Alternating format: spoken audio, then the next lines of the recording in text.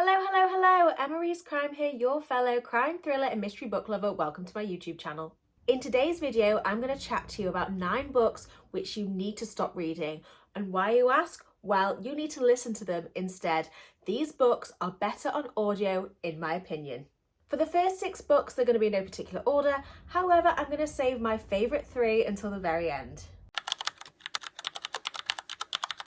First up, we have Unravelling Oliver by Liz Nugent. Liz Nugent, if you're not aware, is the author of Strange Sally Diamond. She has written 5 books in total, and I always see people recommend Strange Sally Diamond, but actually all her books are fantastic. So I wanted to recommend something different to usual, but you can't go wrong with any of her books on audio.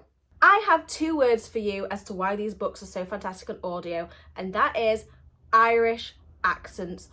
Oh my gosh, the Irish accent is my favourite accent, and it's just such a delight to listen to them. Oliver is charming, really personable, and everybody loves him. However, one day he beats his wife into a coma, and people begin to realise that Oliver isn't the person they thought he was. For all of Liz Nugent's audiobooks, including Unravelling Oliver, she actually cast the audio actors. So the actors narrating the different characters' parts are perfect. They do a phenomenal job. And in particular for Unravelling Oliver, I thought that the actors that she picked were just phenomenal. They were amazing. Next is a book which I've read very recently. If you saw my November reading wrap-up, you'll know what I think about this book, and that is Gone Before Goodbye by Harlan Coben and Reese Witherspoon. I'm not usually a fan of celebrity authors, however, this is an exception to the rule. I really loved it. I think what probably helped it was the fact that Reese didn't write this book on her own. She wrote it with Harlan Coben, who is obviously the king of crime books. Main character Maggie is a combat surgeon who likes to take risks. However, following a few tragedies in her life, she makes a grave error which results in her getting her medical license taken off her. An old colleague of hers does her a huge favour and gets her a very hush-hush but well-paid job. However, one of her patients vanishes and she finds that she is a fugitive on the run herself. I have seen so many mixed reviews for this book, and I personally loved it, and I gave it 4.5 stars out of 5. However, if I had have read it physically, I don't know if I'd have felt the same way about the book.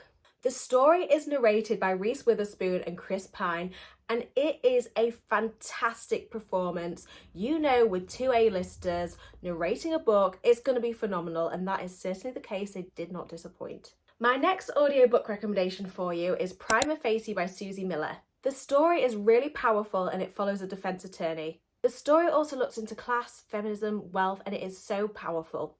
The story is set in Liverpool, Merseyside, and I live in Merseyside. I'm about 20 minutes away from Liverpool city centre, and it's narrated by Jodie Comer, who is a Liverpudlian actress. I'm not sure if she's well known in America, but she starred in a TV series called Killing Eve, which is fantastic. The 2 main reasons why I think that this book reads so well as an audiobook is, first of all, Jodie Comer is narrating it, and she is a brilliant actress in my opinion. And before the book became a book, it was actually a one-woman play. And because this was a play which has been turned into a book, I felt the style of the writing just really suited an audio narration. I loved it, and I cried, and it takes a lot to make me cry, and it's a must listen to in my opinion. Also, the book is being made into a movie starring Cynthia Erivo, and personally I like to read books before I watch movies, so I'd recommend that you listen to the audio before the movie comes out. Next is Incidents Around the House by Josh Malerman, and of the 9 books, I'm just going to let you know that this was definitely my least favourite. It follows a couple and their little girl, and their little girl has an imaginary friend called Other Mommy. And what initially seems like an innocent imaginary friend is not really the case. I did find this quite creepy, and I quite enjoyed the story. I do think if I'd have read it, I'd have hated it, but the audiobook was a performance. The narration is of a little girl. I don't know if it's a little girl narrating it or if it's an adult putting on a little girl's voice, but it makes it so creepy, and it really adds to those atmospheric, terrifying vibes. As with Gone Before Goodbye, I see a lot of mixed reviews about this book. I don't know for definite, but I do wonder if it's those that listen to it on audio tended to enjoy it more than those that read it. I don't know for definite, but that's just my theory. Next, I'm going to recommend to you The Tradwife's Secret by Leanne Childs. Madison March is an influencer and a trad wife. She spends her life baking sourdough and showing her perfect family to the world online. However, the life that she showcases online is false, and she is hiding some very dark secrets.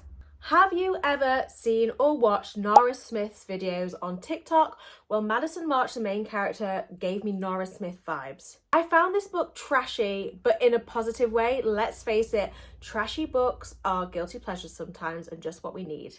The audio performance was great, and it was just a really, really easy audiobook to listen to. Not much brain power was required.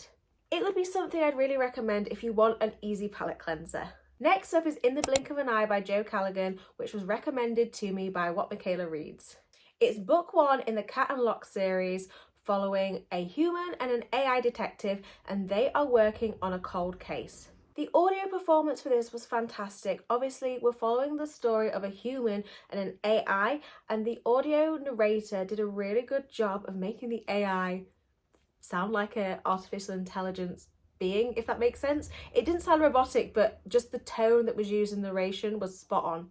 I also thought that book two in this series was great. I think it was called Human Remains, but in book two they're following a live active case as opposed to a cold case. And I am so excited to listen to book three and continue on listening to the series, and book four, the final book in the series, is going to be out, I think, early next year.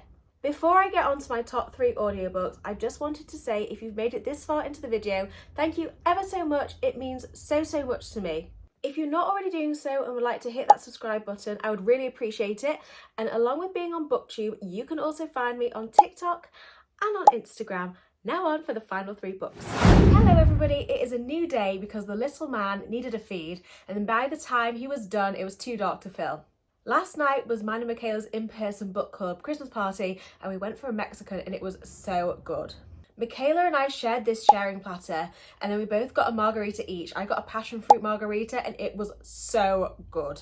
Anyway, so my third favourite audiobook in this video is Sociopath by Patrick Gagne. So this is a non-fiction book about Patrick Gagne, who is a sociopath. And honestly, it is one of the most interesting books I have ever read. And the reason that I think that this is better on audio is the fact that Patrick Gagne, the author, narrates it herself, so the story just feels really personable.